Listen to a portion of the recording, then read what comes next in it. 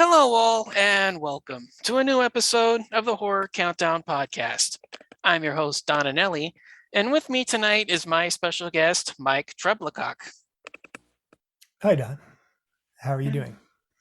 Doing great. Thank you for being on board.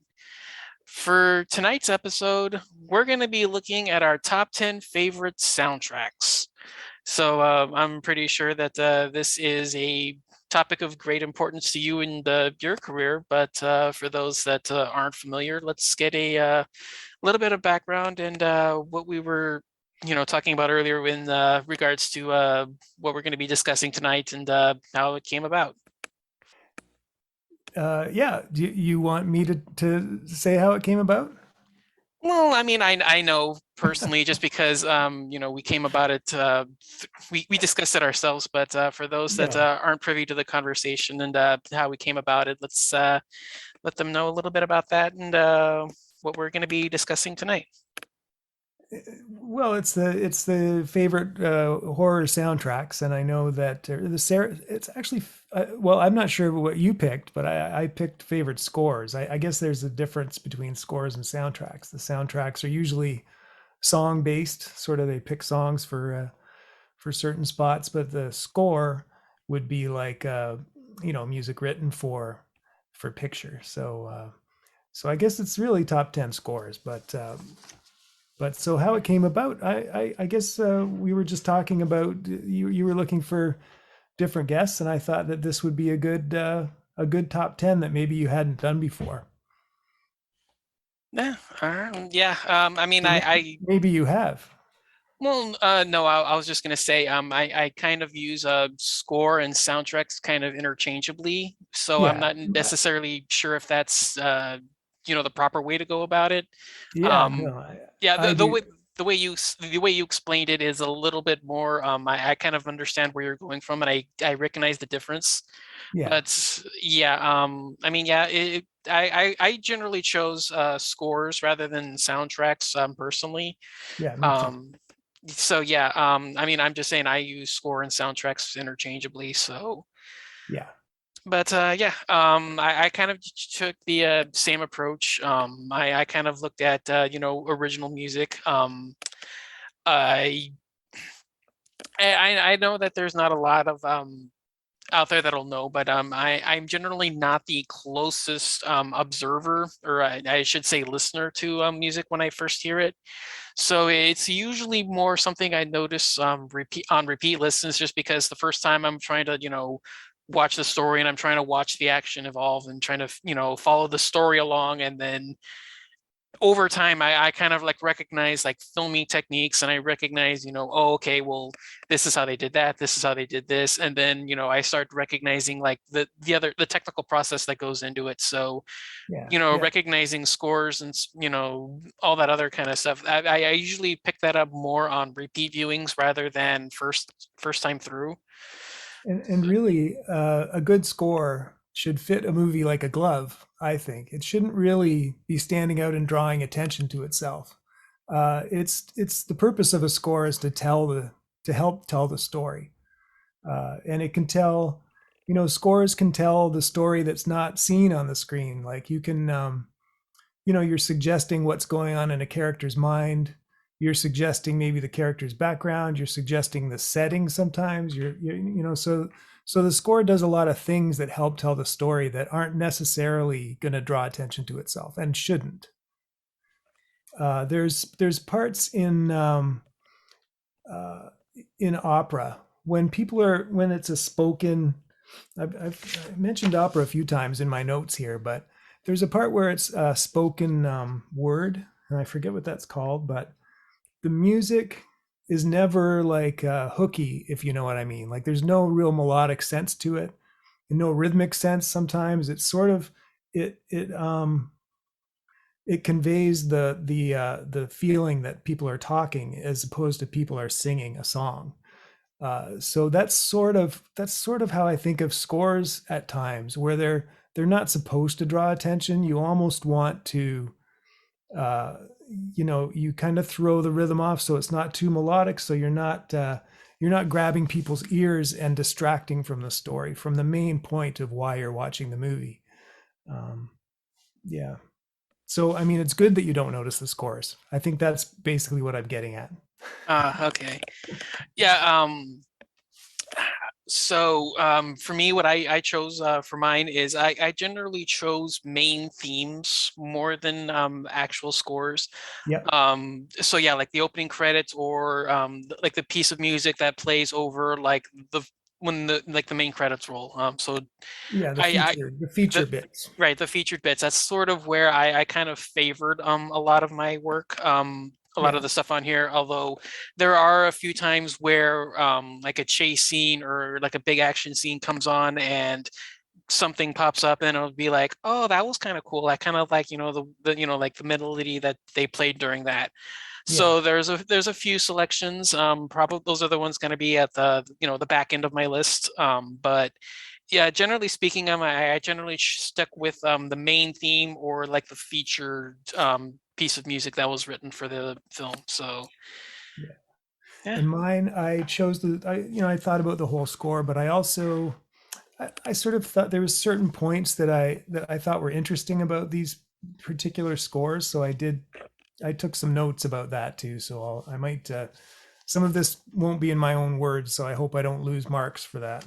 Oh, no worries. I have very none. I just went off of memory and I just marked down which ones I remember. So Yeah. yeah, anything like that was probably going to earn you points rather than subtract them. So Okay, good. so yeah, with that in mind, we'll get started with the list. I'll kick us off at number 10. I went with the score for 1977's Tentacles. Oh, nice. Yeah. I kind of gave special marks to this one just because I've recognized several of the pieces from various other Italian horror films that came after. Yeah. I'm pretty familiar with a couple of them, those of which, although unfortunately, escape me. But I have recognized a lot of the pieces, although the main one for me is A Fine Day at the Regatta, which is the big centerpiece scene where the octopus attacks the windsurfing competition, which is this big driving upbeat kind of you know piece that I've recognized used in various other tracks. So Oh, wow. it, yeah, that particular song is one of the ones that's used. Although I've also heard the ending battle theme where the killer whales attack the octopus. Hmm. I've heard that selection used as well in various other films, but the general thing is that this is I would imagine the majority of the tracks were written for this one, so I kind of gave it credence and importance.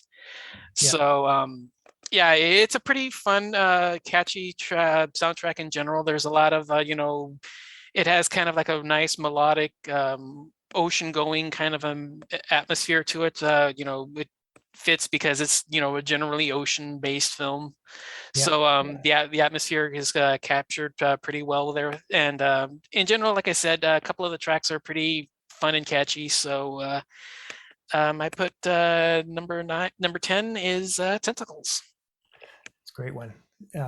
I wonder if there's a like a library of music that people were drawing from around that time. Yeah, there was. So that's why it'd be familiar. Yeah, there a lot of the Italian stuff in the 70s and 80s was basically not, if I remember correctly, the songwriters never retained the um, copyright Hmm. essentially. Yeah. So even though they were responsible for writing it, they would receive compensation for composing it. But as soon as the film was released, remained in control with the film studio. Mm. So the film studio was then able to just say, "Oh, well, I've got 15 Ennio Morricone's soundtracks compiled in my library. Let's just grab a couple of songs from there and throw it together in our latest film. We've already used up our budget on the special effects, and we don't have enough after promoting everything. Let's just grab these Ennio Morricone songs that we already have rights to and just use them in the movie." Yeah, that So makes sense. that was a fairly common practice. I'm just using Morricone just because it's him, but Yeah, um, yeah, that is a fairly common practice for a lot of Italian genre films from that time period. I know several other studios adapted it. Jess Franco, in particular, was very, very, very widely known for reusing and readapting songs written from previous films for later projects. yeah, So it's not just an Italian thing, but I'm fairly comfortable with saying that a lot of European and especially Italian genre fare in the 60s, 70s, and early 80s generally adapted the, well, we've used it in the past. What's the, how's it going to hurt? Kind of a yeah, yeah. mentality. Because I don't know if they've done the same in North America. I know that there's that George Romero in particular liked to use the Capitol High 8 library that was music that was meant to be sold as library tracks. They were albums that you could probably hear the dust on them and the scratches if you listened carefully. Yeah, But they were album needle drops. So it's right. kind of Yeah. a different scenario, but a similar result, really, because Yeah. you hear stuff in Night of the Living Dead, and you hear stuff in Teenagers from Outer Space. I think has a lot of the same cues from Night of the Living Dead. So Yeah, I mean, I know the original. I think it's either the Cannes cut or is it or the theatrical cut of Dawn was just completely old library tracks. right, Yeah, I don't think there was like any or like original music ever. There was like no original music composed. So yeah, I know yeah, that Goblin did stuff, but I think it was mostly used in the Argento cut. well, Uh, no, there's the Argento cut is no original music. It's all reused from I think oh, it's yeah, I know. if my memory serves, I think it's a vast majority of the Deep Red soundtrack compiled with a couple of cues that they wrote. It wasn't an Argento piece, but it was one that he had his hands in between Deep Red and Suspiria. Um, Right.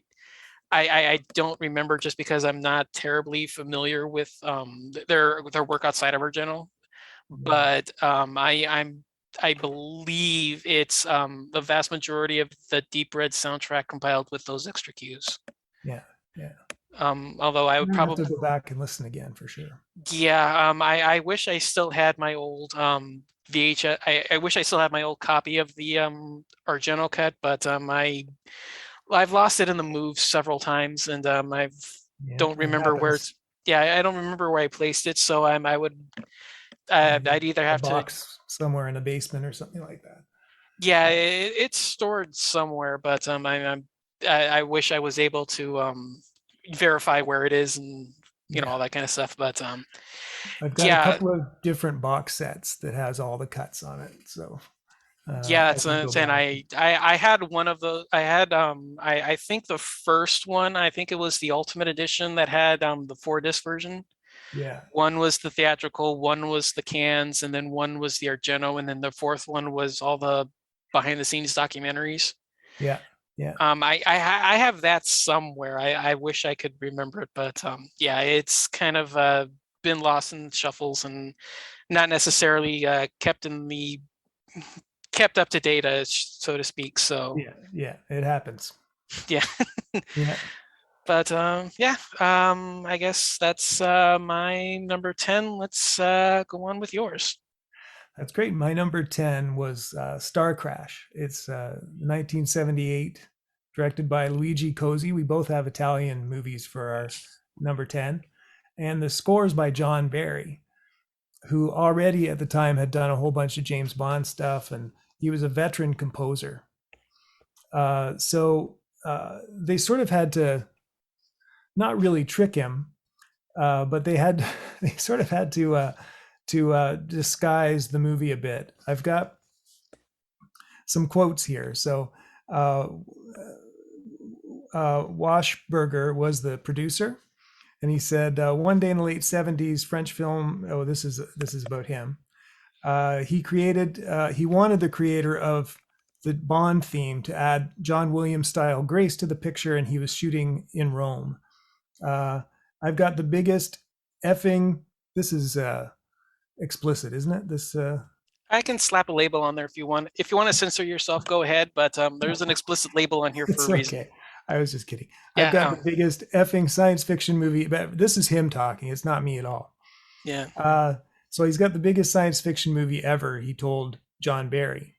There was just one flaw in his argument. The movie in question was Star Crash. The special effects budget was rumored to be in the 5 digits, and a wave of trepidation hit Washburger. What if Barry saw a tacky spacecraft, the ludicrous acting, or the lumbering stop motion giantess with nipples before signing the deal to write music? Washburger says he decided to show the composer dirty black and white prints and claim the effects weren't actually finished yet. So, and he did score the movie. And honestly, it's a beautiful score. And I love the movie too. It's really colorful, really fun to watch. But the score is so kind of emotional and memorable, and kind of gets you in the heart. And the one interesting thing is, after Star Crash, he recycled the main theme of that movie and made it into Out of Africa, the theme for Out of Africa, and won an Oscar for that theme. So that an interesting little pathway from the beginning of that score to the end. But and I don't know, once he signed the deal, maybe he sort of was he had to continue, or maybe he actually loved the movie, because I could see how you would love it as well. Yeah, it's been a while since I've revisited Star Crash, but I've always kind of liked the main theme, like you mentioned. I'm assuming that's the one that was reused, because that's Yeah, kind of like that bouncy, majestic kind of that big, like orchestral piece. yeah. Um, And there's also, there's love themes in it and things like that, but they're all really, really melodic and really beautiful. I don't remember it being especially atmospheric and strange. It was more of a really lyrical sound or score. See how you soundtrack and score yeah, interchangeably as well. so, yeah. so that's my number 10. Ah, nice. I mean, yeah, like I said, it's been a while, but I've always kind of liked that main one myself. So yeah, that's a pretty solid choice. Yeah. My number 9, I kind of stuck with the Italian theme just because that's kind of where a lot of my memories kind of came from when I was kind of going back through my notes and trying to figure out where I really liked the music from. And one I really enjoy is 1972's The Case of the Bloody Iris. Mhm. So this is a yeah, this is a Argento style giallo. It's not done by him. I I always kind of get like these lesser like the second tier giallos mixed up with together, but if memory serves, I believe this is I think this is Bruno Nicolai. He's sort of the right hand man to Ennio Morricone during that time period. Yeah. I fairly confident this is him. It's either him or it's the De Angelis brothers, and I don't think it's them. Mm. But I'm fairly comfortable it's Nikolai. The main thing for me is that the intro, the main score to this is actually used as the intro for one of my favorite podcasts when it was still active. Was called Giallo Ciao Ciao. And the main theme for this was kind of used as the intro piece. It's this kind of like jazzy, like lounge, like high end like lounge music for like like a jazz club kind of a thing. But it has this really Mhm. kind of melodic bounce to it, and it's really kind of enjoyable. And it was, like I said, it was used as the main theme for this podcast I used to like. And they switched themes and they put in a new one now. I think it's a score for another. Um, if I remember right, the new theme is the one that they used in Eyeball. I'm not sure. I'd have to revisit their show, but they haven't put out a new one in a while, so I'm not terribly familiar, but Yeah. the old one that they did for Case of the Bloody Iris was really fun because it, like I said, it had this really kind of like smoky jazz lounge kind of a beat to it, and there was like this really melodic undercurrent that they because they used like a lot of strings, but then they like the main melody was kind of this jazz horn kind of a piece, Mhm. and it was really kind of melodic, and it was really kind of interesting because they was used as these showpiece pieces in the film, and that was kind of like like why they chose it for the theme song. But the rest of the film is kind of fun. It's it's not an Argento film. Don't let's I'm not going to kid myself and say it's like one of the best giallos ever, but Yeah. they kind of used motifs from the horn section, that those jazz horns. They used the motifs from that section to sort of build like the rest of the music around. Right. So they were really kind of like bouncy and upbeat, and they had like a really kind of like jazz sound, jazz sound to it. And it was always kind of fun, and I always really liked revisiting the film because of that. And it's kind of got like a nice ring to it when you hear it. It's kind of like really easygoing and really kind of fun. So I've always kind of enjoyed the film for that. Yeah. So yeah, if you can find the film, I don't know where it's readily available because I used to own a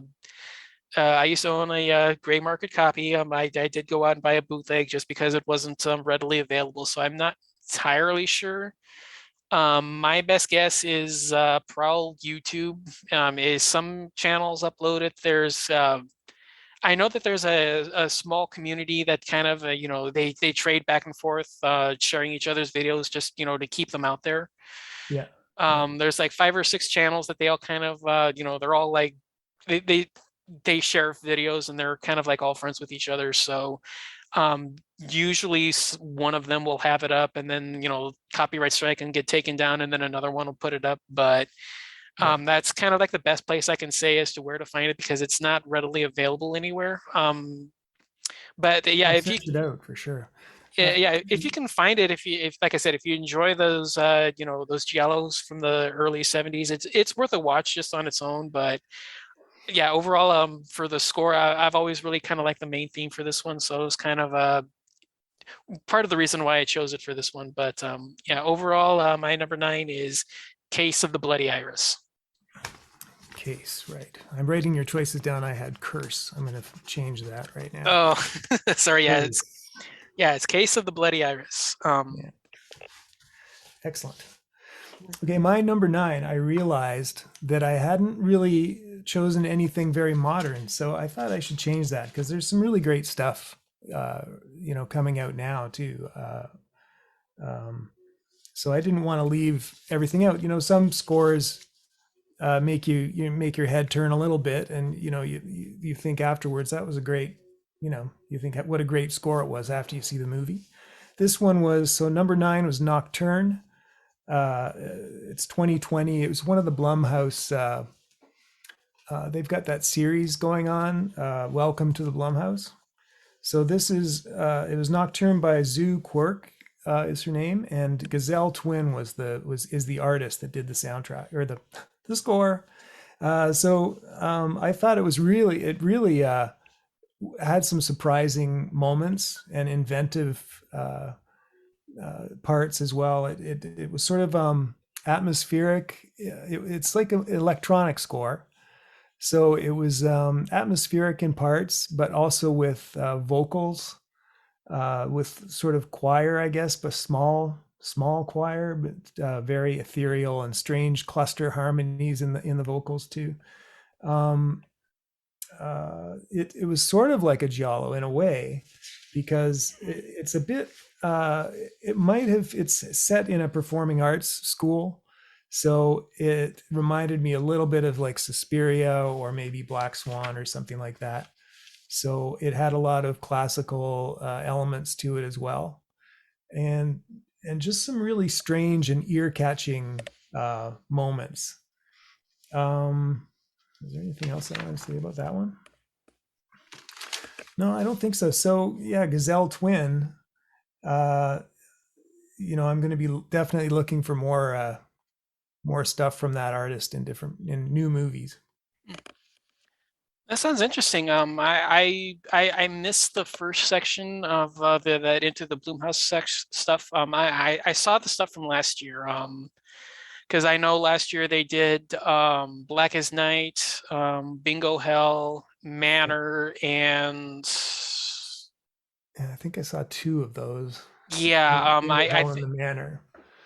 yeah, I don't remember the fourth one, but yeah, I caught the three of the four. The fourth one is the one I'm missing. I Yeah. don't remember, but yeah, I missed the first one, the 2020 ones. So I'm definitely gonna have to go back and check that out because that actually does sound kind of interesting. Yeah, that one in particular, I really liked a lot. I thought the whole series was pretty good. I did see all four, and I can't remember the titles now. I've seen, you know, so many movies now. Yeah, I know. Yeah, yeah. I mean, like I said, I saw three of the four from last year, and I can't remember the fourth one, so I'm gonna have to go back and check the 2020 ones out. Yeah, yeah. This one was really, I really liked this one. Like I say, it's a little bit giallo, so maybe you will like it. Cool. This one is Nocturne. Yeah, Nocturne. Nocturne. Okay. I got that one written down. So trading off. Good, good. Yeah. So this one for my number seven. The, the Eight. oh number eight. Yeah. Sorry. I was looking ahead here. So my number eight. Once again, sticking with the Italian flair, but this is one of my personal favorites, and I always kind of enjoyed this one. All the Colors of the Dark.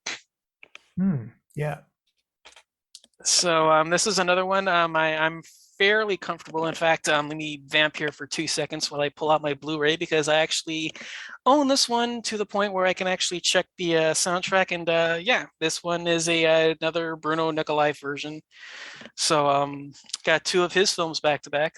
I guess that's probably why I selected them in the order that they did. But yeah, this is a lot more of a gothic kind of an atmospheric soundtrack.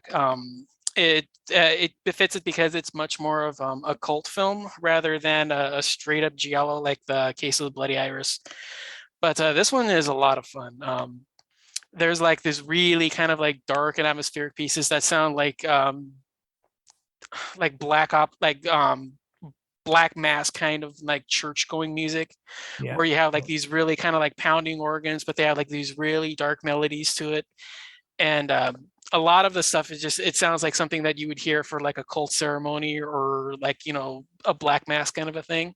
yeah, yeah, And he kind of like, he uses the Case of the Bloody Iris trick where he uses like the jazz pieces for like the sound for like the chase scenes. So yeah, it's kind of like a really fun and varied thing. But the main one for me is the piece that they play during the main ceremony where they're like indoctrinated into this cult, and you hear like the blaring organ music, and he's got these like operatic kind of melodies playing over it, and it's really kind of it's really fun, and I've always kind of enjoyed the film as a whole.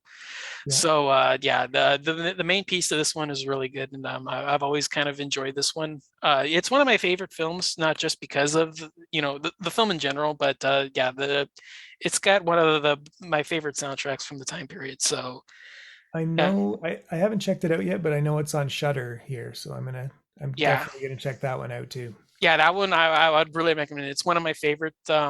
It's one of my favorite Italian horror films in general. And yeah, the soundtrack to this one is really really interesting. So when you hear this main thing, when they're in this abandoned church and you see like the priest performing these ceremonies in front of everyone, and you hear this big bombastic church music, that's Yeah, the main piece, and you'll know it instantly. So yeah, yeah, great.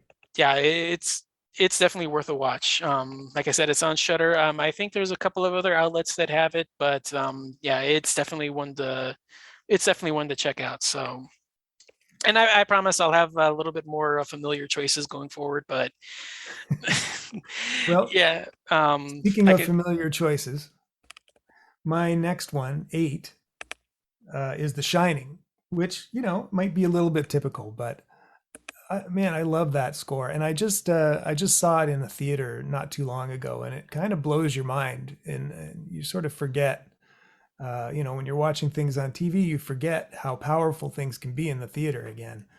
And it's Wendy Carlos and Rachel Elkind did the original stuff. Uh, and speaking of the original stuff, the main title of that is, and you mentioned culty stuff and black masses. The main title of The Shining is the it's an original song, but it's based off the Deus Irae, which is it's I've got it written here, musical motif of four notes from Deus Irae, which means day of wrath or judgment day. It's a 13th century Gregorian requiem or Catholic mass, traditionally sung at funerals. It's attributed to either Thomas of Celano of the Franciscans. It's monk stuff, Gregorian chants. So you would also hear that those four notes, and they go da da da da, and they use those four notes all over the place. It's always disguised, in a slightly different package. It's been in the list here. It was in A Clockwork Orange as well, another Kubrick, of course. It was in The Lion King, Star Wars Episode 4, A New Hope, in It's a Wonderful Life, Harry Potter and the Chamber of Secrets, Close Encounters of the Third Kind, and Home Alone, and many, many other movies. So, you could probably, while you're watching a movie, pick out, it's usually a death scene or something very heavy that's happening, but you'll hear that sequence of notes used often. Sort of a little tool that composers use. Maybe it's a little like the Wilhelm scream of film music. I'm not sure. So it also used, it wasn't library music, but it's music by classical composers, 20th century composers. Bartok's, um, uh, what was his piece in it? So Bartok's, well, anyway, I didn't write down what Bartok's piece was, but if you know Bartok, you pretty much know what it sounds like. But he's known for clusters. Clusters are notes that are very close together, and they sort of make, all those notes together make their own sound. Like it's like minor seconds all on top of each other. So if you sort of put your hand down on a piano, that is sort of getting to what the sound is, but with strings. Christoph Penderecki's Threnody to the Victims of Hiroshima is one example of that as well. A lot of cluster chords. So it was sort of that mixture of classical, but really out there. The result is a little bit sort of like a synthy sort of sound, like a synthesizer sounding result, but it's with all classical instruments with strings just sort of sawing out these clusters. So yeah, Bartok, uh, Penderecki, and Wendy Carlos and Rachel Elkind all contributed to that score. So it's a spine chilling experience in the theater for those that might have forgotten. So that's my number 8.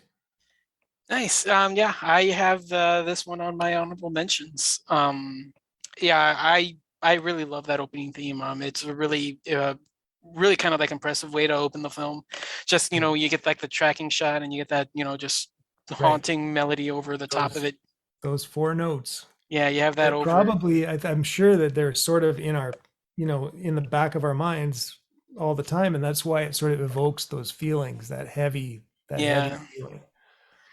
But yeah, no, I have that on my thing. Just it didn't really make it, but yeah, I'm a big fan of the soundtrack to that film in general. It's one of my well, I'm gonna be controversial here. It's one of the few things I actually like about it.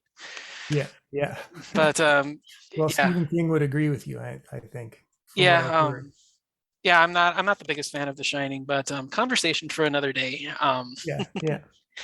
So like I said, I promised I would be a little bit more familiar with my stuff, and my number 7 is. I kind of feel like a cheat just because this is not necessarily original in the truest sense of the form, but I went with Reanimator. Um, Yeah. yeah, you hear that, you know instantly where it's from, but honestly, I really don't Yeah, care. that's true.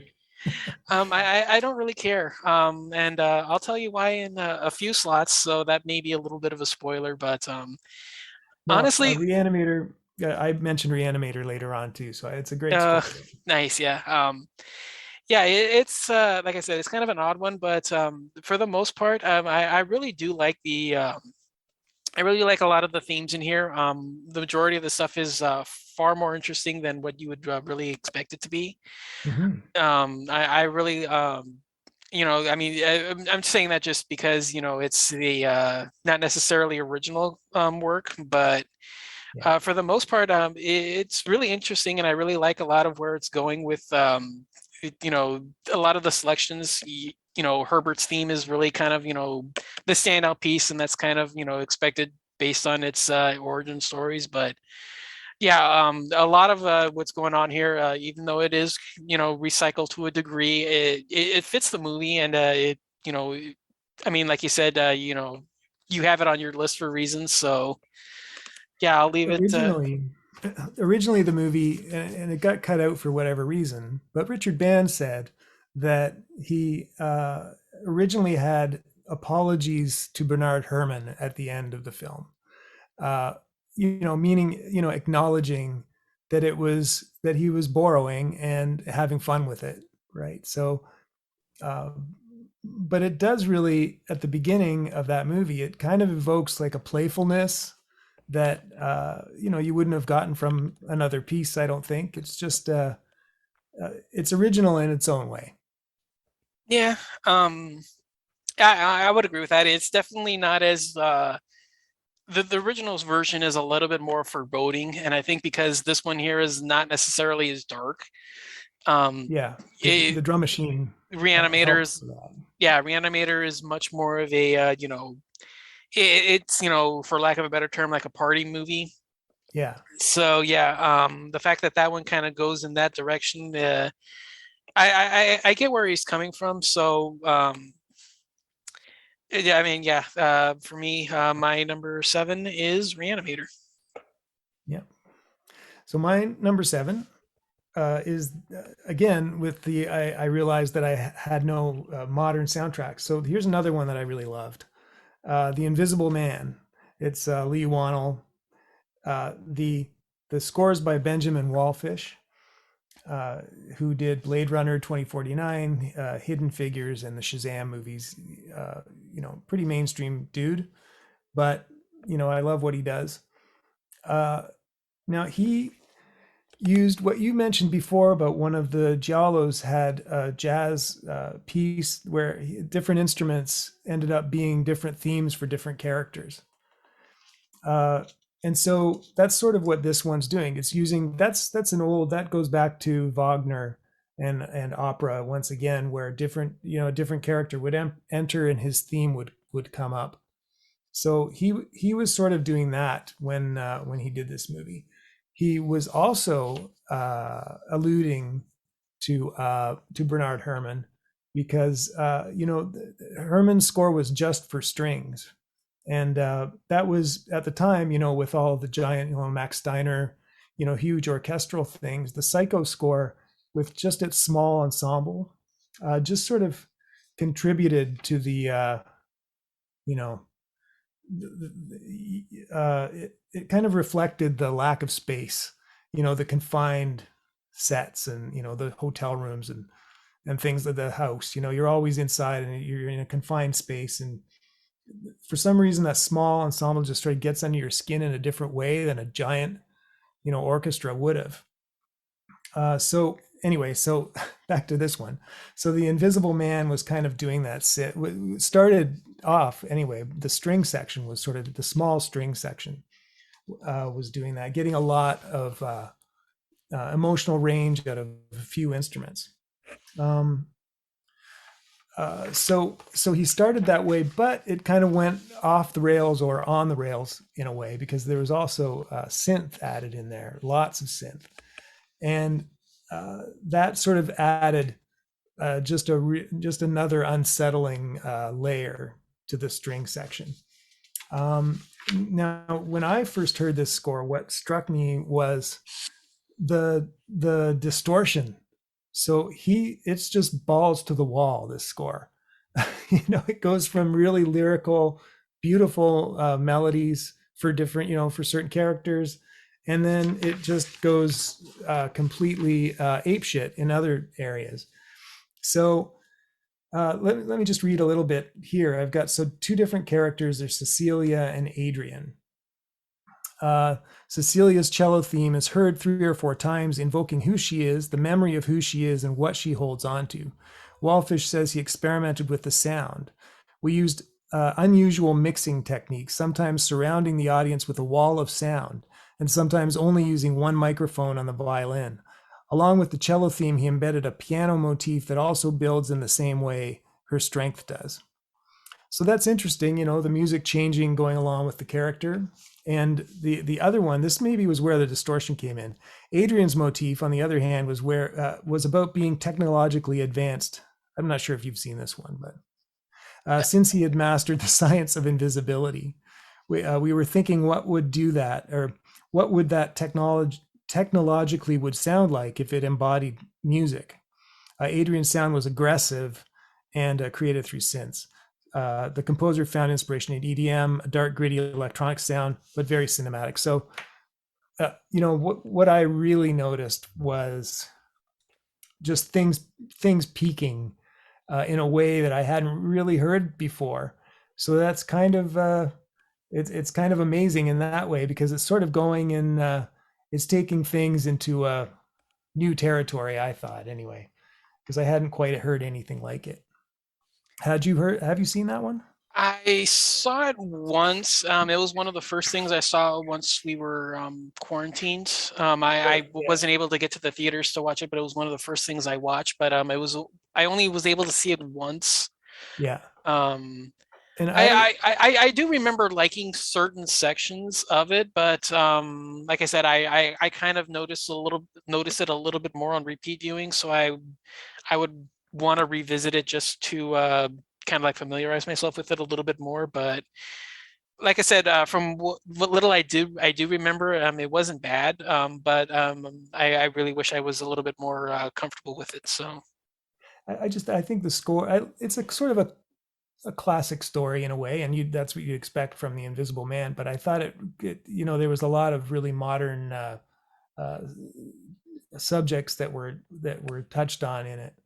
Uh, just about abuse and things like that. I mean, that's not a modern subject, but I mean, it's nice that they're sort of exploring it and discussing it in a cinematic way. But even with all that, what really caught my ear was that the use of distortion and how it can actually be distortion as almost its own instrument, and it really adds to the impact and heaviness of what you're seeing. So yeah, I really liked that one. So nice. Invisible Man number 7. Nice. All right. So my number six, this one may be a bit controversial. I kind of got a feeling that this may be a little bit higher for some people, but I went with the original Halloween, the '78 one. Yep. So I'm pretty I'm gonna say that I think a lot of people would have it a little bit higher than me, but for me, I really like a lot of where he goes with it, but it's just in general, I know I'm kind of like harping on it just to make it justifying my choice, but I think the simplicity is both its greatest strength and its biggest detriment, just because a lot of it kind of it is so simplistic in tone and in general that because there's no real like dynamics to it, it's not really I don't think it's like as great or as memorable. It feels kind of like I'm trying to like think of the tone here. It kind of feels like a little ostinato kind of. Yeah, for sure. That is, yeah, Yeah. definitely what it is for sure. Yeah. I realize that's not necessarily a familiar term. So for those that aren't familiar, it's basically picking a like a riff or a melody or a note and then kind of repeating that on ends. So basically, that dun dun dun dun dun dun dun dun dun dun dun dun, dun, you know, that's just repeat. It's a catchy melody, but it's kind of like repeated over and over, even if it doesn't necessarily fit the on-screen action. So it fits, but it doesn't to me in a sense. Goblin did a live DVD, Mhm. and it's called Ostinato, and it's Austin like Austin because they're in Austin, Uh, and so yeah. that sort of illustrates your term. Yeah, but yeah, that's kind of where I was going with it. But it still makes my list just because it's so familiar. It's something that any genre fan worth their salt is gonna remember within like the first 3 or 4 minutes of watching it. So I give it a lot of credit for doing that, but again, I think the simplicity is also kind of one where I kind of like favor like a little bit more of like a variety in Yeah, my soundtracks. So even though it is memorable, it does have a lot to like about it, and it is kind of like it is on my list to a degree. I kind of favor other approaches, but in general, it's really hard to dislike this one. So my number 6 is Halloween. awesome. I think if you went back to the time, when was Halloween 78, 78? 78, yeah. Um, I don't think that you would have heard anything like that before. True. I So mean, that would make it pretty impactful, I would think. yeah, I would imagine that would I'm I've heard the stories about it playing with no music and not having a reaction to then being played with music and being called the most terrifying thing of all time. Yeah, So I do understand where it's coming from because a lot of what we got before was like I would imagine like audiences would be more familiar with like bombastic hammer scores, which unfortunately I yeah, don't have on my list, yeah, or they would be familiar with like the cheesy chintzy kind of like drive-in kind of fare. yeah, So you don't yeah. really I'm trying to like think back to a lot of like the big mainstream genre fare at the time, and yeah, the you don't really get much in like this kind of like simplistic kind of like keyboard kind of style. No, So I would imagine that yeah, it does have a little bit of impact just based on just based on that. But yeah, overall, I give it its props. I give it its credit. It does impact the film in a great way, but it's also kind of it's so simplistic that I kind of have to like not deduct yeah. like the, It loses a couple of marks for the yeah, simplicity. just because I mean like the rest of the stuff on here I have is a little bit more variety based. Yeah, So that was kind of like, okay, well, I like these a little bit more. That was kind of the, I have to draw it back for a reason, and that's kind of like the excuse why. So yeah. Well, I mean, the historical importance alone is important to include it for sure. exactly, yeah. Um, and I made 10, and I realized, after trying to make 10, that I could have made a list of hundreds, I think, leaving out stuff that I really, really love. But these Yeah. are the ones that came to mind. So at that moment. Um, so my number 6 is Forbidden World, directed by Alan Holtzman, and Susan Justin is the composer. And she was kind of a new wave artist, so it's a lot of synth, and it's the theme is like a weird, unsettling vocal. There's some vocalizations, I would call it, in there as well. But the theme is just really kind of haunting and strange. And the rest of it, it's weird synth sounds, experimental, uh, sort of using a synthesizer less musically and more as a sound effect machine that it could be used as. So I really think that's a cool and interesting score. Also, female composers weren't very well, and still aren't really that well represented as they are. They weren't at that time. They weren't even as well represented as they are now. So I mean, it's sort of importance for that as well. They also used, or she also used something called a blaster beam, which is an instrument. It's okay. Back to my notes here. Invented by John Lizell in the early 70s. It's a 12 to 18-foot long. I mean, there was different ones, of course, but 18-foot long aluminum uh, uh, beam with 24 piano strings on it, thick piano strings, and it's got pickups like guitar pickups on it. And I saw some videos of the inventor uh, or the sort of perfecter, because it was, there was another version before, but anyway, uh, um, you play it almost like a giant pedal steel guitar or lap steel. Like it's on, it's flat, and this cylinder, you kind of put it onto it, and you get these really strange otherworldly sounds. And it can go, you move it up and down the strings, and you get strange sounds that way. You can use a mallet on the strings, on different sides of the cylinder, so you get all different sounds that way. So I mean, you check out the instrument too on YouTube. There's people playing it. It's pretty amazing. So it's called the blaster beam. Uh, I didn't know about this until this research. So it's pretty amazing. And where was it used? So they say it was first brought to fame with the Star Trek: The Motion Picture score by Jerry Goldsmith. Also used in Battle Beyond the Stars, The Black Hole, that Disney movie, Dreamscape, and other early Star Wars films by James Horner. Then it was again used by Bear McCreary on 10 Cloverfield Lane. And it was performed by again, the guy that, there was two guys. John Lizell originally invented it. Craig Huxley played it on those scores, on a lot of those scores, and also sort of made it aluminum, and he sort of tweaked it. So it's probably a familiar sound, but I never knew what was making that sound. I assumed it was a synth, but it's this giant blaster beam.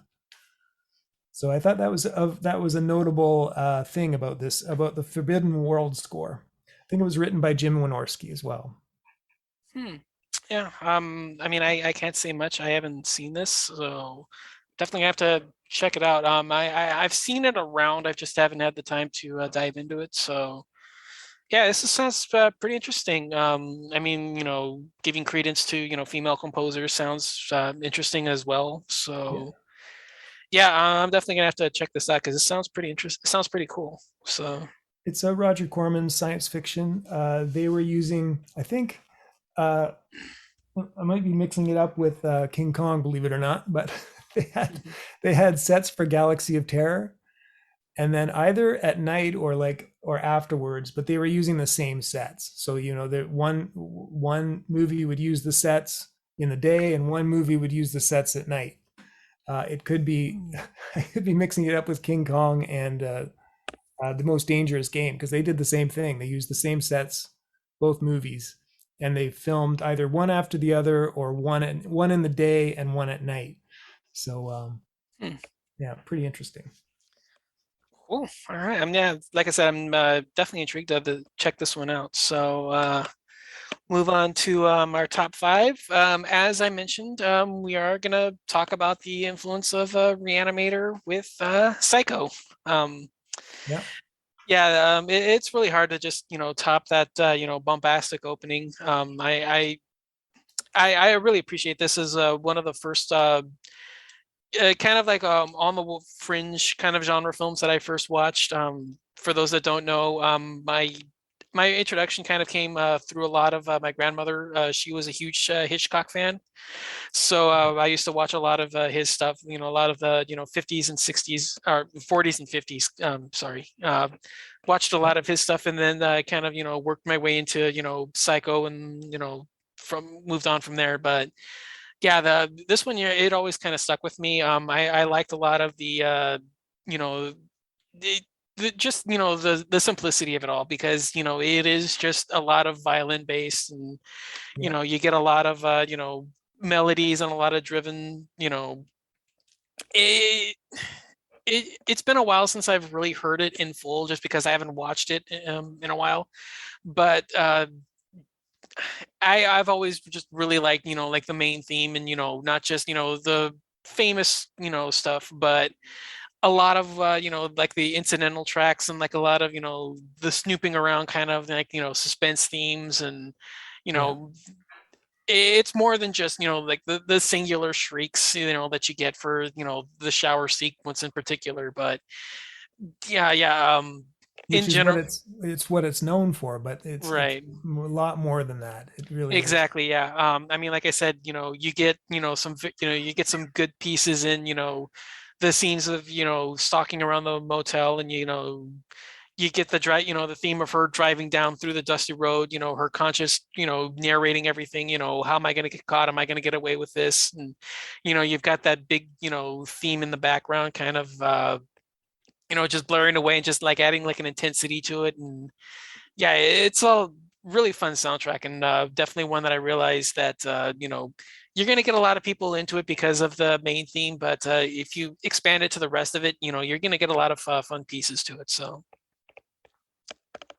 Yeah, I love it too. I love the that that just kind of blows me away. That whole thing, and that you can take that apart and you can use different sections at different times, and you can use just two notes out of it and get so much out of it. It's just such a great theme that you can it's a what would be the word? It's a utility theme sort of thing. You can use it in many different places, and yeah, it just works for so many different things. So yeah, I love it. And Richard Band thought so as well. exactly. Yeah, But yeah, I gave credence, proper respect to the master and the originator. So number five for me is Psycho. great. So speaking of Richard Band, my number five is From Beyond. I love a lot of Richard Band's scores. Um, Within this section, I gave honorable mention to Parasite, Reanimator, Castle Freak. These are things I really love, and particularly Cantos Profane. I don't know how to say it. My Latin is a little rusty. From Troll. It was where I think the trolls are all singing this sort of strange song. That was the idea, anyway. And Richard Band says, I created a pseudo language for the lyrics of Cantos Profane based on Old English and Latin combined. Maybe that's why I can't say it. The song is a prophecy about the oncoming war, meaning the war of the trolls and the humans. Anyway, those were honorable mentions. But back to From Beyond. Uh, Most of Richard Band's scores are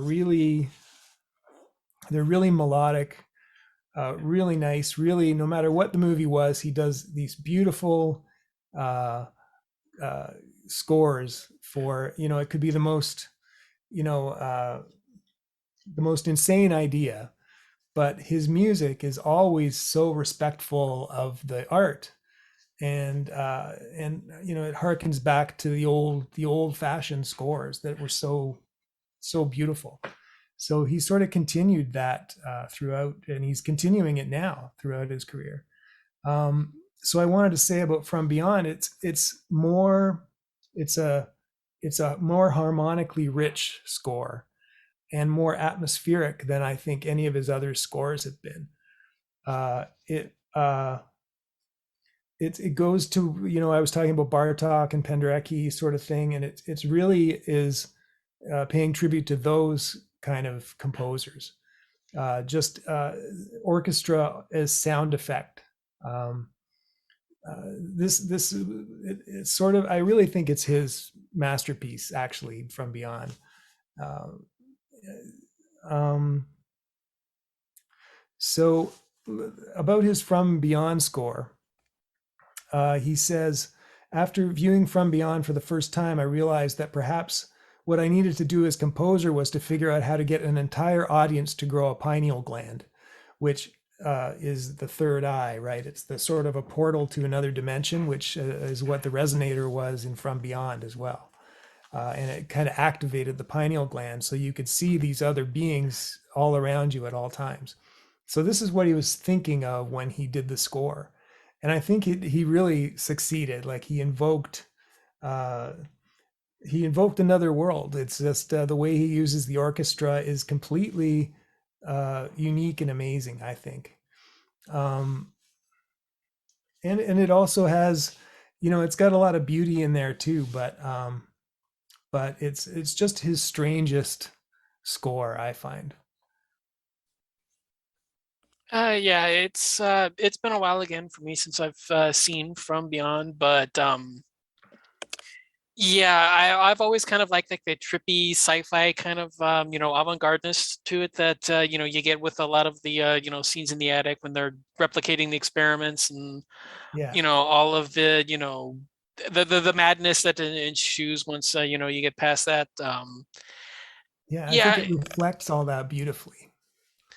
yeah. I mean, those are always like those are always like really fun, and I really like a lot of where it goes from there. But yeah, I really wish I was a little bit more familiar, but I really like a lot of where it goes. So yeah, it's a Yeah, solid and he choice. gets, synthy sounds out of the orchestra, and I think he mentioned in the liner notes cascading bells sort of sounds, just really using the orchestra. And it was a pretty small orchestra, but he was using it in such a unique way that it had a whole bunch of range. And there's another one coming up that has a similar sort of aesthetic to it in a way.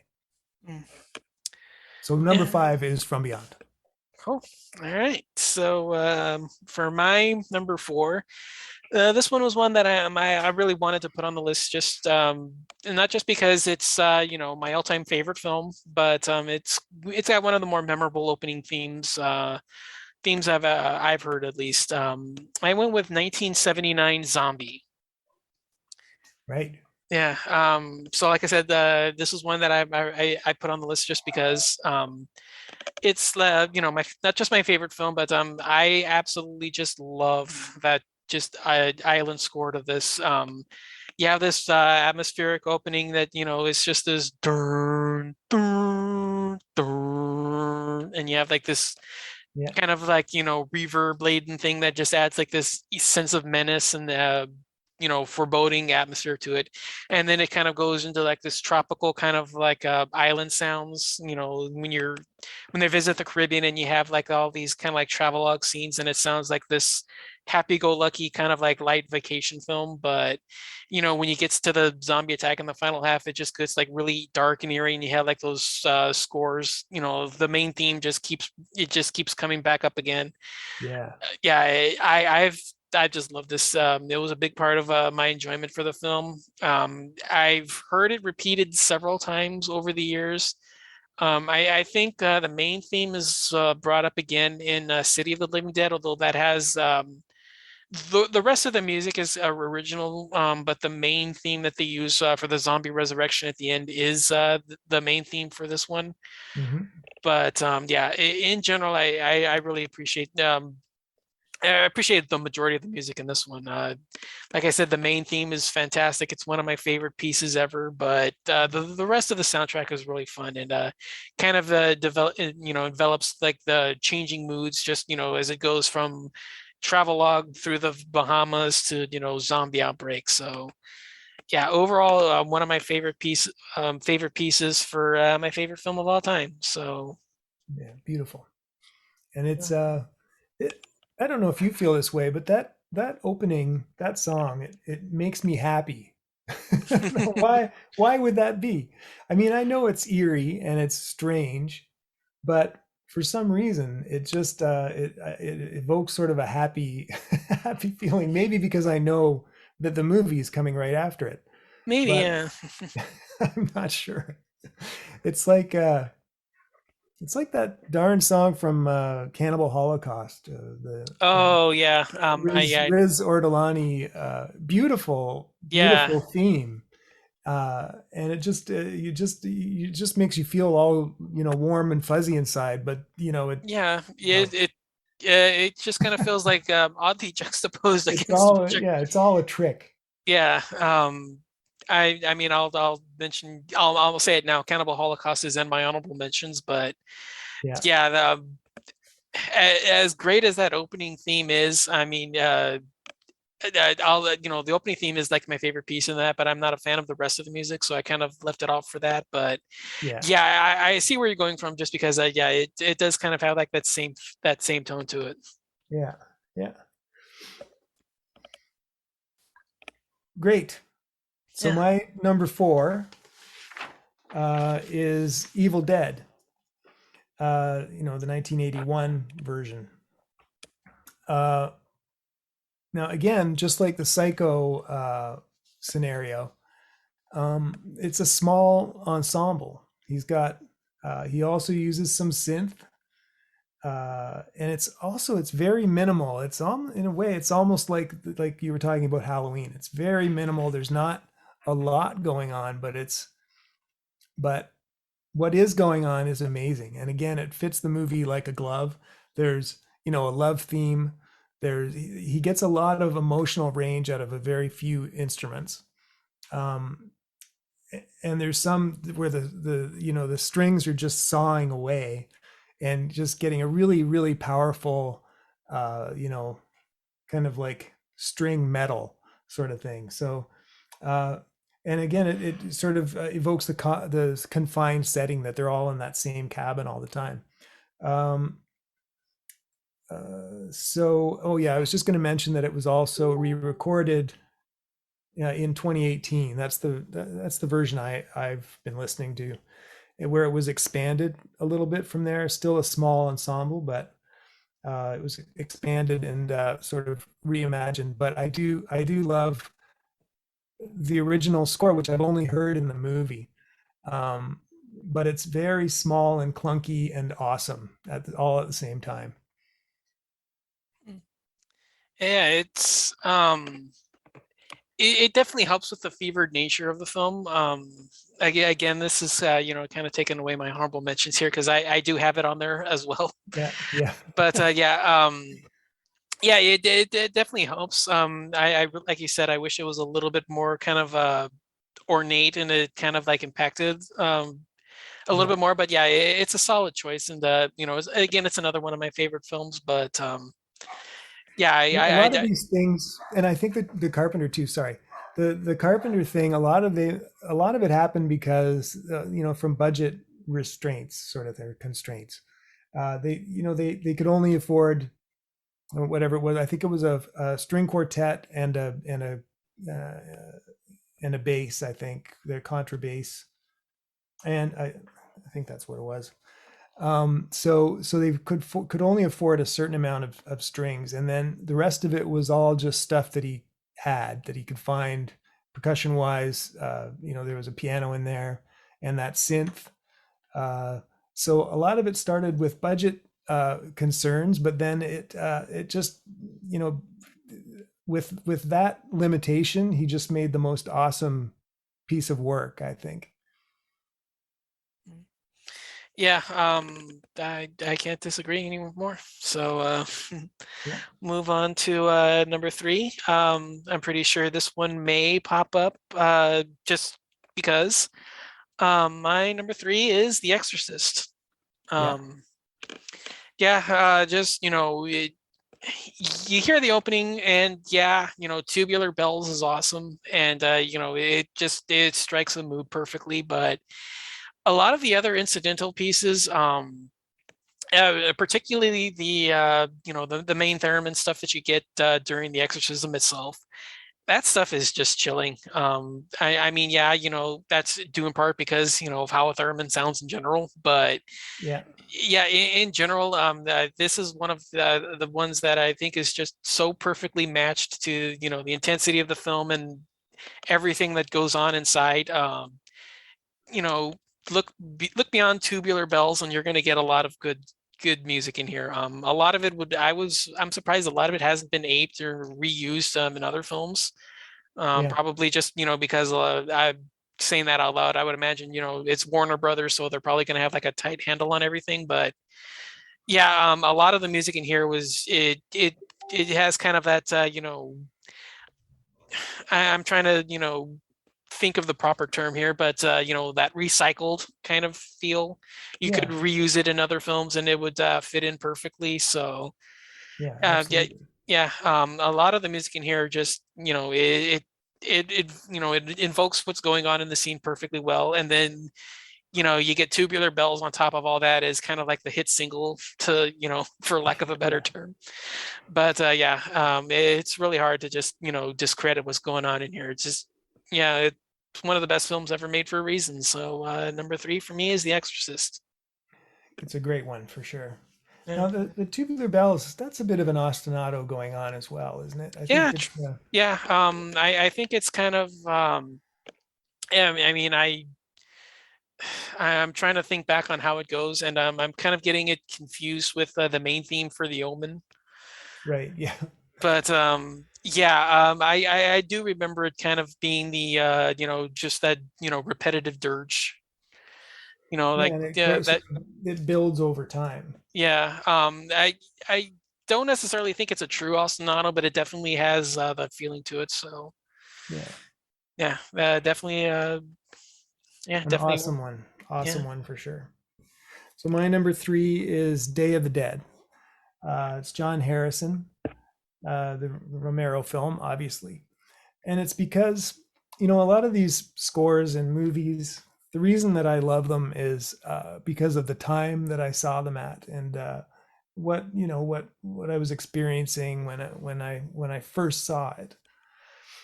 And there's something about that score. You mentioned the Caribbean sort of feel in Zombie. It's a little bit like that. It's got some Caribbean things going on. I think in Zombie it was because of the setting. They end up sort of on that island. Yeah. Not sure if they're in the Caribbean, but I think because it ties in with the zombie idea, I guess. In Day of the Dead, what they want their that island was their escape. The original script had them actually getting to that island, and there was all kinds of action that happened on a Caribbean island that got the script got truncated over time because of, again, budget constraints. So they that didn't the island stuff didn't really make it in there, except for when they get to the island at the end. I hope that's not a spoiler for anyone, but uh, so, so the Caribbean sounds, from the very beginning, the sort of steel drum things that are going on, they're sort of alluding to, you know, you're constantly moving forward to what they sort of thought or described as the promised land, getting away to the Caribbean. And so you're constantly sort of thinking that. So once again, it kind of makes me happy when I hear that, when I hear the music from Day of the Dead. And it also, because when I saw it, it was in the age of the video store. So when I think about it, I could, you can see the VHS, how it's, kind of wonky, and you can smell the popcorn and BO in the video stores that was always present. And it's a nostalgic feeling to go back and just remember, being intimidated by the cover at first, and just all of these thoughts go through your head, right? That sort of brings you back to that time. So I love that score for a lot of reasons. Nice. And John Harrison's scores, he went on to do, or no, maybe he did this before, but he did Creep Show as well, which I also really enjoy that score. I'll give that an honorable mention right now. That Creep Show score is amazing too. Yeah. Yeah, I've always really liked the day one as well. One of the reasons why I've always preferred that one over Dawn. I'm one of the guys that I prefer day over Dawn, but Yeah. yeah, Romero said, I saw in an interview. He said, people who like night, I forget how he described each one's, but anyway, at the end he said, but the guys that like day, they're real trolls. So he meant it in a good way, of course. yeah, But he just meant that they're a particular breed that prefer Day of the Dead over the other ones, and I'm one of those too. So You know, Nice. Yeah. present company included. We're Yeah. trolls. According to Romero himself. Yeah.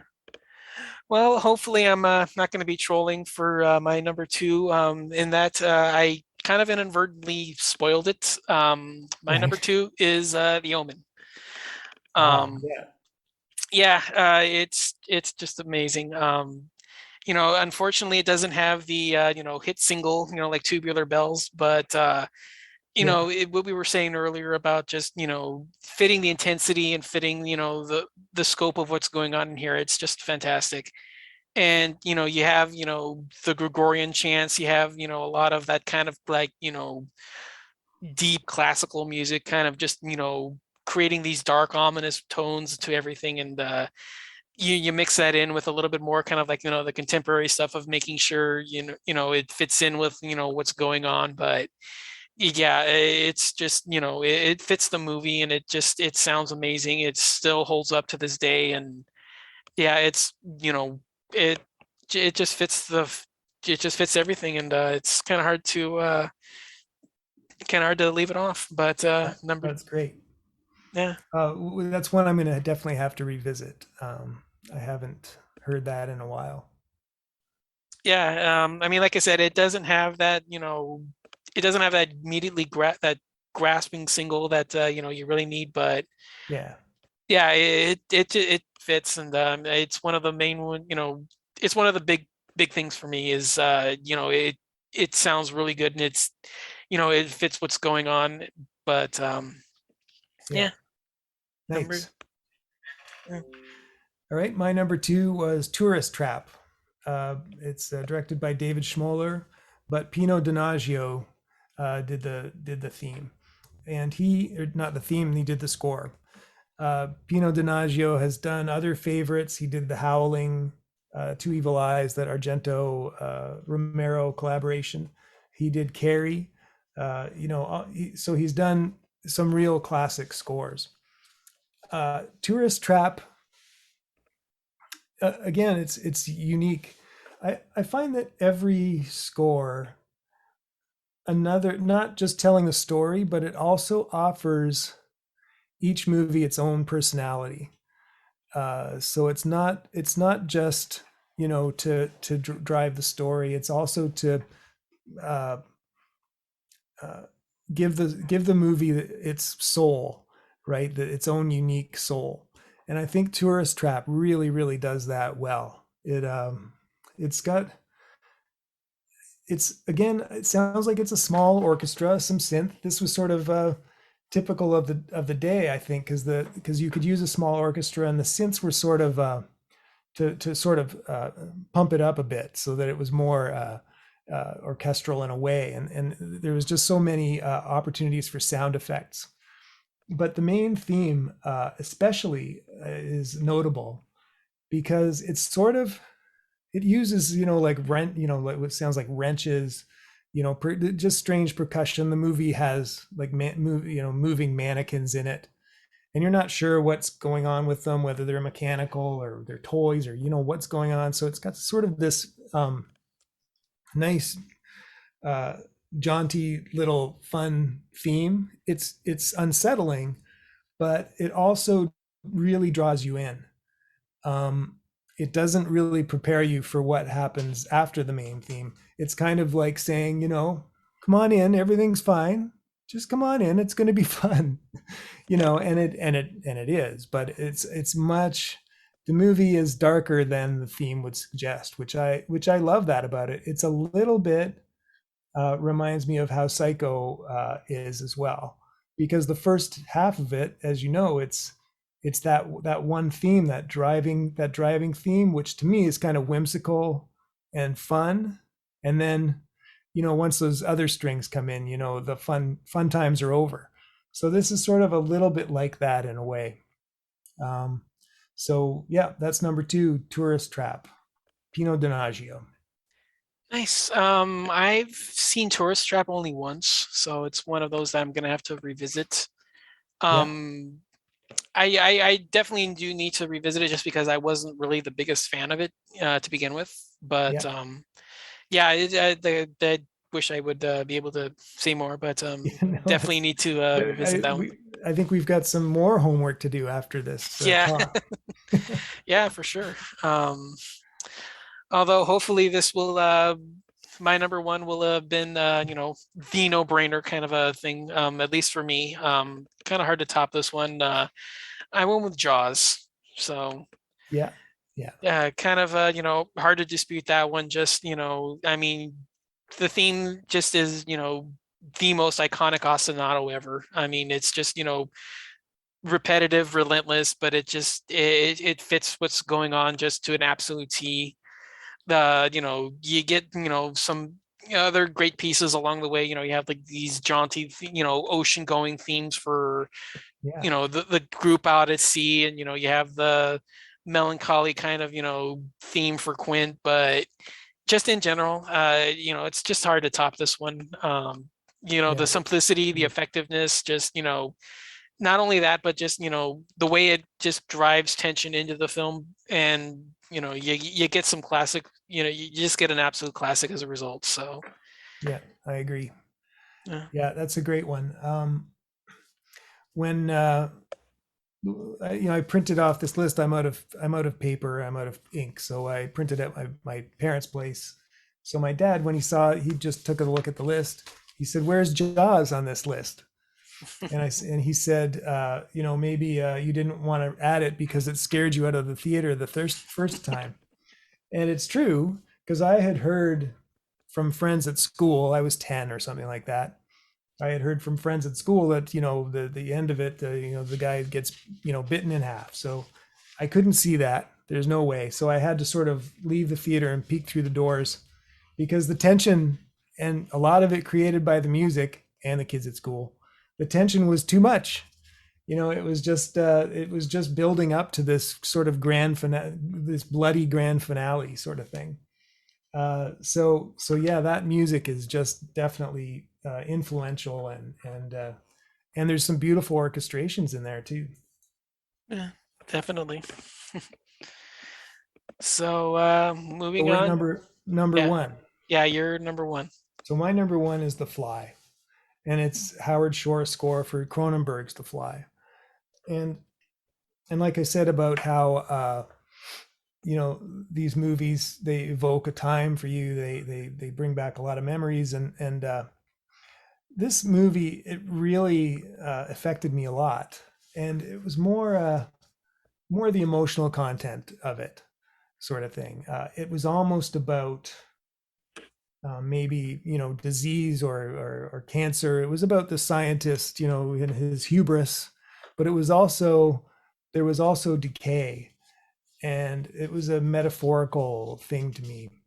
So the score didn't sound like a typical horror score. It sounded like a melodrama or uh, a, I've seen it described as a body horror opera. So they did Howard Shore was thinking operatically. The leitmotifs and the emotional content of the score and the lush uh, uh, harmonies and the beautiful themes. Uh, I used to listen to this movie, just the audio on cassette, listening to the dialogue, the music, the sound effects, just listening to it on cassette over and over again. Like when I was walking around town with my Walkman on, I wasn't listening to Bon Jovi or Winger or I don't know what else, what was going on at the time. But anyway, but the second time I've mentioned Winger in just a few days. Uh, but I was listening to the soundtrack to The Fly, so it was a huge influence. Just listening to how the music and the dialogue and the sound effects all work together to form this beautiful piece of art. And so it really was an operatic, dramatic experience, more than just a movie to me. It was an all encompassing experience. So yeah, number one was The Fly.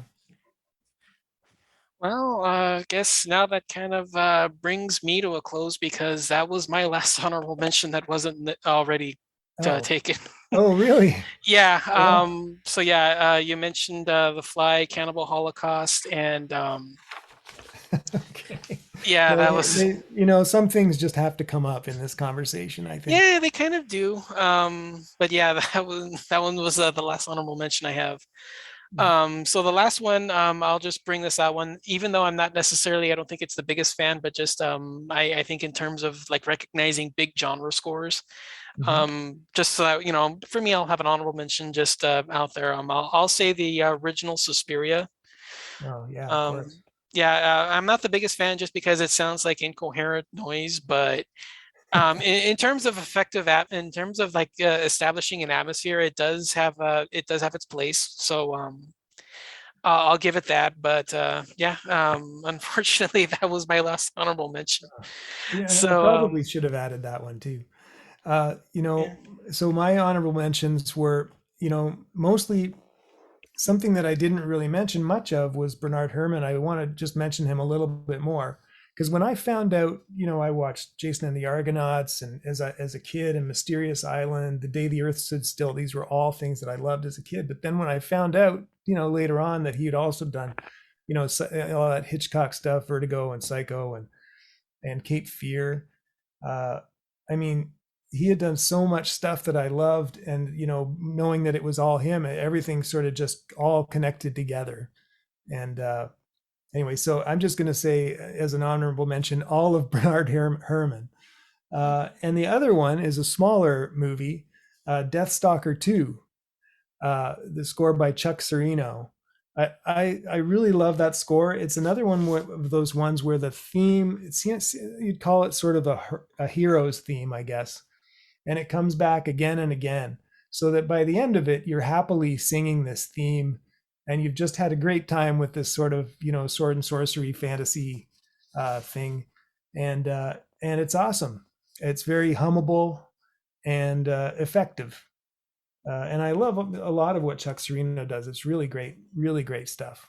And it's mostly, again, budget stuff. It's mostly synth and, samples and things. And he uses them really effectively, uses them in an orchestral way. So, budget is no object for Chuck Serino. So, Hmm, nice. I mean, I wish I could say more, but fortunately, I really can't. But yeah, no, yeah, this was a lot of fun. Thank you for taking the time to do this. I really appreciate it. of course, anytime. Thanks for having me. Absolutely. So, for those that are interested in following you and your work, where can they find you? So, go ahead and give all your shout outs and social media links if you have any. Sure. Um, well, I mean, I would say coming up is a movie called The Fight Machine. That's sort of what we're finishing up on right now. A movie called Crabs is coming out, slowly around the world. It's not quite in North America yet, streaming, but uh, it's sort of is in different channels. But um, what else is going on? Kilgore and the Grizzly Abyss is another one that's coming up, a sword and sorcery puppet movie that I can't wait to start on that one. So that'll be in the further along future. As far as links go, just you can find as sort of a hub, MikeTrebilcockmusic.com, and it's Mike Trebilcock, so Trebilcock music.com. All right, nice. So, I will have as much as possible in the show notes down below for you all to check out and follow along if you can.